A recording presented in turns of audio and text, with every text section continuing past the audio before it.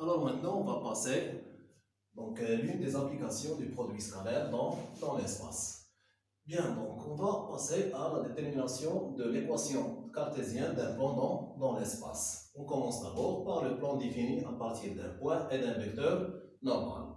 Donc à partir d'un point et d'un vecteur normal à un plan, on peut déterminer tout simplement un seul plan.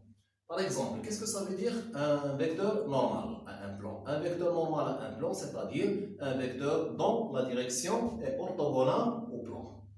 Par exemple, si on considère par exemple P, ça c'est le plan P, supposons ça c'est le plan P, alors on dit que N c'est un vecteur normal au plan P, tout simplement la direction de ce vecteur N est perpendiculaire ou bien orthogonale à ce plan.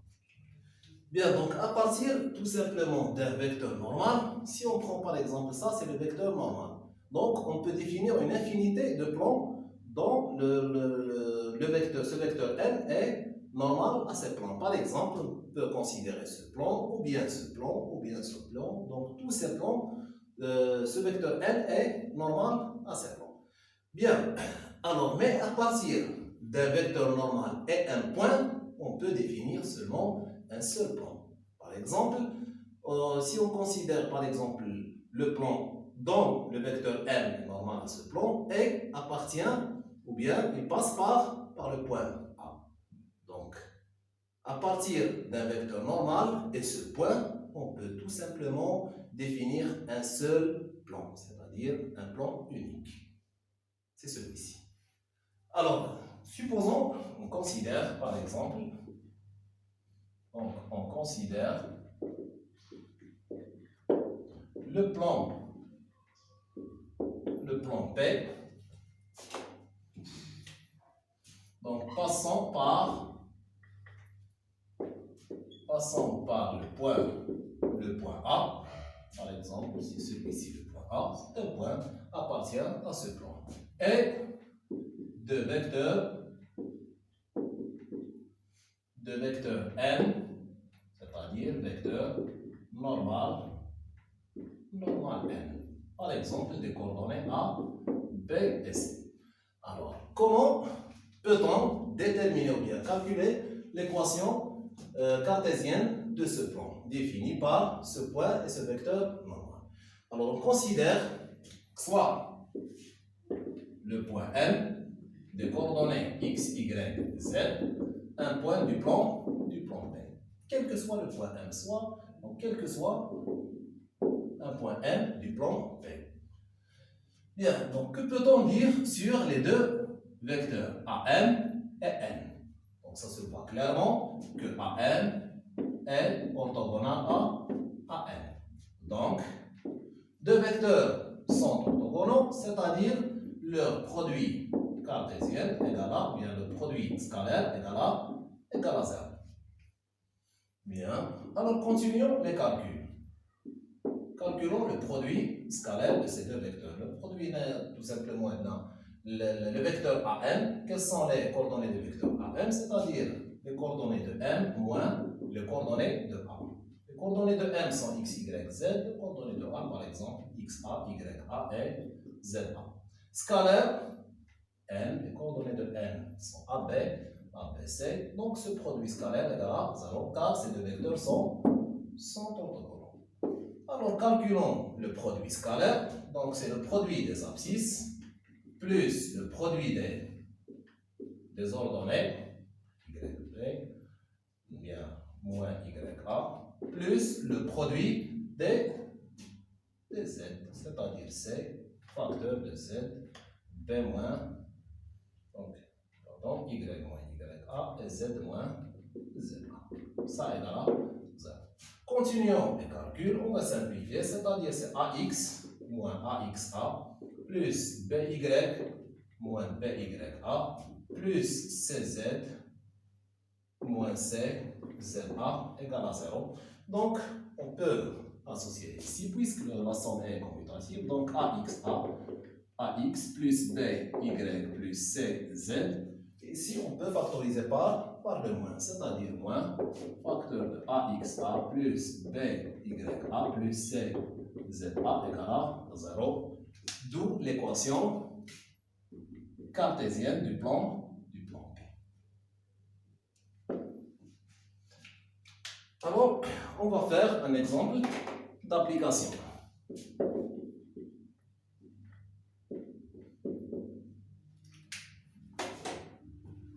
Par exemple, soit P, un plan passant par le point, par exemple, A des coordonnées de moins 1, moins 2, et de vecteur normal n de coordonnées moins 1, 3 et moins 2.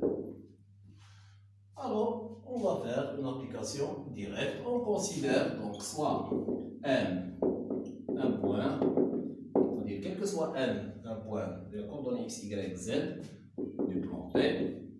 Donc, on a vu que AM scalaire n égale à 0. Ça implique que AN, donc les coordonnées de n moins les coordonnées de A. Les coordonnées de A, 2 moins 1 moins 2, c'est-à-dire x moins 2, moins 1, c'est-à-dire plus 1, z moins 2, c'est-à-dire plus 2. Scalaire, les coordonnées de n sont moins 1, 3, moins 2, ça égale à 0. Continuons. Faisons le produit scalaire, c'est-à-dire le produit des abscisses, donc moins x plus 2, plus le produit des ordonnées, plus 3y plus 3, et de même pour les z, c'est-à-dire moins 2z, moins 4 égale à 0. On obtient moins x plus 3y moins 2z. 2 plus 3, c'est 5. 5 moins 4, c'est-à-dire plus 1. Alors bien, comme vous voyez, ça c'est l'équation cartésienne. Bien, celle-ci c'est l'équation cartésienne du plan P. Mais on préfère écrire cette équation sous une forme réduite. C'est-à-dire, si on a l'équation qui commence par moins pour les x, alors on doit multiplier le tout par le moins.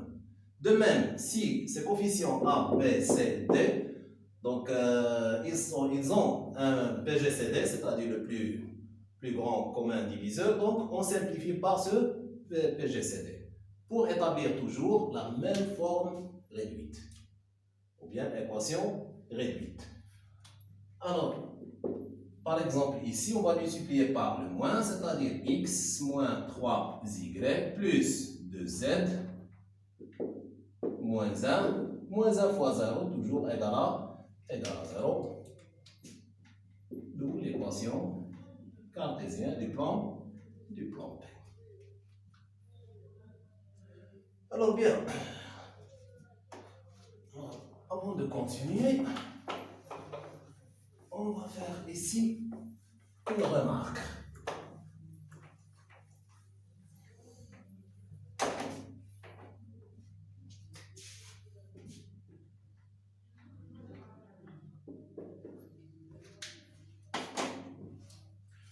Par exemple, si n des coordonnées A, B, C est un vecteur, c'est un vecteur normal au plan P. Alors, comme on a vu dans le cours, donc le premier paragraphe, comme vous voyez, donc on a n, un vecteur, des coordonnées ABC, un vecteur normal au plan P. Donc finalement, on a obtenu l'équation cartésienne du plan P. Regardez, il s'écrit sous la forme AX, BY, CZ, plus un nombre réel.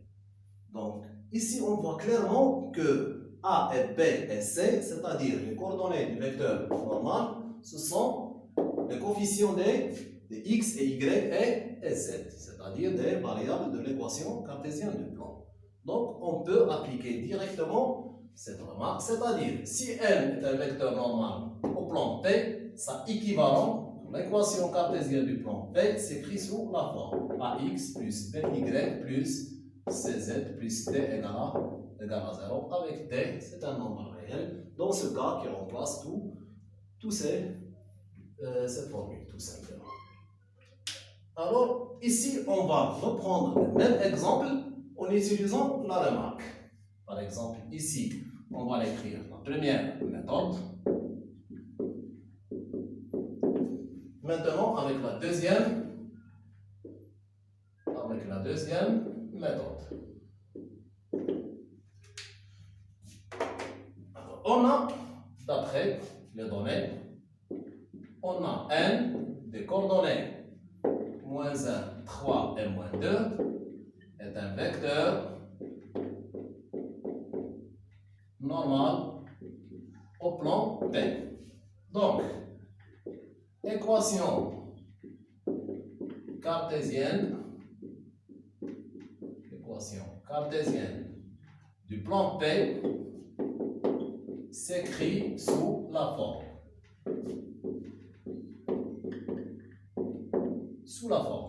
C'est-à-dire, on prend A, B et C multiplié par X, Y et Z dans cet ordre. C'est-à-dire, moins X plus 3Y moins 2Z plus D égale à 0 avec D, c'est un nombre réel.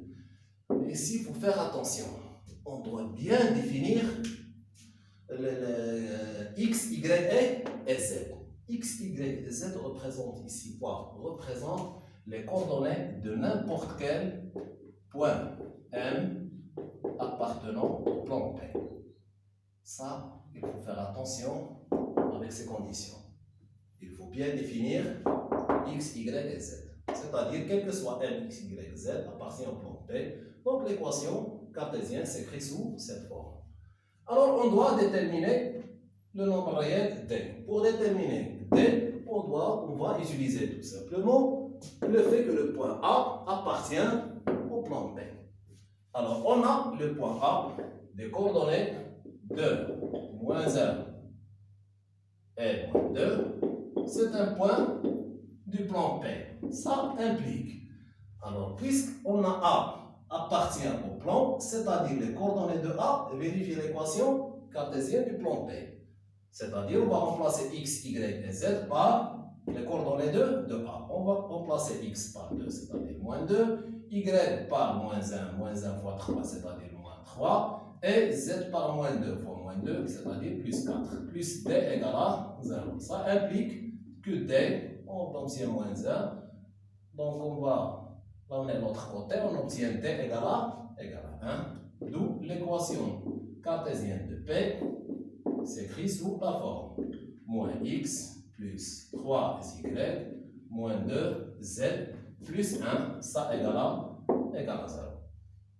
Et de même, on va simplifier par le moins 1, c'est-à-dire on obtient finalement que x, on va multiplier le tout fois moins 1, donc c'est x moins 3y plus 2z moins 1 égale à 0. Donc ça, c'est l'équation